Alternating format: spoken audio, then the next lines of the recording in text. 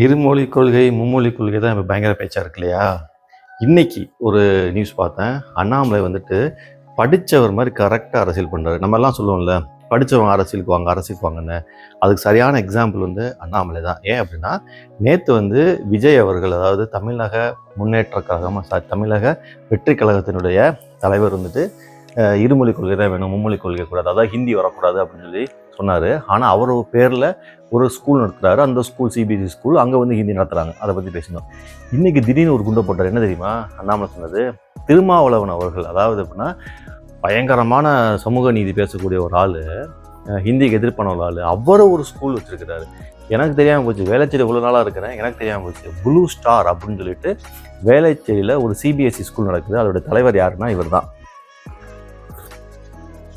அப்போ யோசிச்சு பார்த்தேன், என்னடா பேசுகிறீங்க ப்ளூ, அப்புறம் உள்ளே போய் சர்ச் நீங்கள் போய் பாருங்கள், ப்ளூ ஸ்டார் வேளச்சேரின்னு போட்டு பாருங்கள், அந்த ஸ்கூல் வரும். அந்த ஸ்கூலோட ப்ரிப்பரேட்டர் எல்லாமே இவர் தான், திருமாவளவன் தான் பேர் வரும். ப்ளூனா என்ன தெரியல உங்களுக்கு? நீலம். ஏன் ரஞ்சித் நீலம் ப்ரொடக்ஷன்ஸ் இருக்காருன்னா, அவங்களுடைய தலித் அவர்களுடைய களம் வண்ணம் வந்துட்டு நீலம். அதே மாதிரி தான் ப்ளூ ஸ்டார்னு வச்சுருக்கிறாரு. ஸோ அதை குறிக்கிற மாதிரி அதுக்குள்ளே யார் இருக்காங்கன்னு தெரியல, தலித் இருக்காங்களா, எல்லாம் இருக்காங்களான்னு தெரியல, அது இலவசமாக கொடுக்குறாரா, காசு கொடுக்குறாருன்னு தெரியல.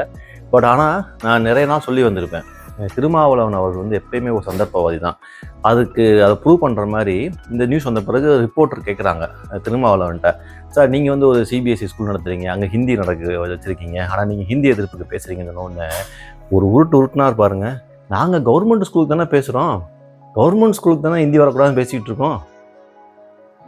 அப்போ எனக்கு ஒரு ஞாபகம் வந்துச்சு, இன்னுமா எங்களை பைத்தியக்காரன் நினச்சிக்கிட்டு இருக்கிறீங்க? அப்போ எவ்வளவு தைரியம் இருந்தால் இவ்வளோ பெரிய விஷயத்தை நம்மளை முட்டாள் நினச்சிட்டு எல்லாரும் வந்து இந்த அரசியல்வாதிகள்லாம் வந்து அரசியல் பண்ணுறாங்க. ஸோ நல்லா தெரிஞ்சுங்க, திருமாவளவன் ஒரு நல்ல தலைவர் தான், நல்ல கொள்கை, நல்லா பேசக்கூடிய ஆள், அறிவு வளம் உள்ள ஒரு ஆள் தான், அதெல்லாம் எந்த டவுட்டும் கிடையாது. ஆனால் சந்தர்ப்பவாதிங்கிறது இதுதான். அவருடைய அரசியலை நடத்துறதுக்காகவும் தன்னை தக்க வைத்துக் கொள்வதற்காகவும் அவர் எப்பயுமே சந்தர்ப்பவாதியாக இருப்பார், ஏதோடு சார்ந்து இருப்பார். அதில் இது ஒரு பெரிய விஷயம்.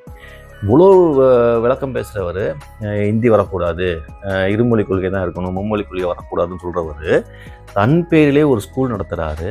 அந்த ஸ்கூலில் ஹிந்தி இருக்குது. அது ஏன்னு கேட்டால், அது கவர்மெண்ட் ஸ்கூல் இல்லைல்ல, நாங்கள் கவர்மெண்ட் ஸ்கூலில் தானே நாங்கள் சொல்லிகிட்டு இருக்கிறோம். இதை எப்போலாம் கவர்மெண்ட் ஸ்கூலாக மாறும்? கவர்மெண்ட் ஸ்கூல் மாறாதில்ல. என்னென்னமோ உருட்டுறாரு. இதை பார்க்கும்போது எனக்கு உண்மையிலே சொல்கிறேன், நம்ம எவ்வளோ பைத்தியக்காரன் நினச்சா நம்மளாம் ஏமாற்றி இவங்களாம் அரசியல் பண்ணுறாங்க. ஸோ ஜாக்கிரதையாக இருங்க. திரும்பவும் சொல்கிறேன், திரும்பவும் பதிவிடுகிறேன், திருமாவளவன் மிக சிறந்த தலைவர், மிக சிறந்த அறிவாளி, அதெல்லாம் எந்த டவுட்டுமே கிடையாது. ஆனால் மிகப்பெரிய சந்தர்ப்பவாதி. அதை மட்டும் புரிஞ்சுக்கணும்.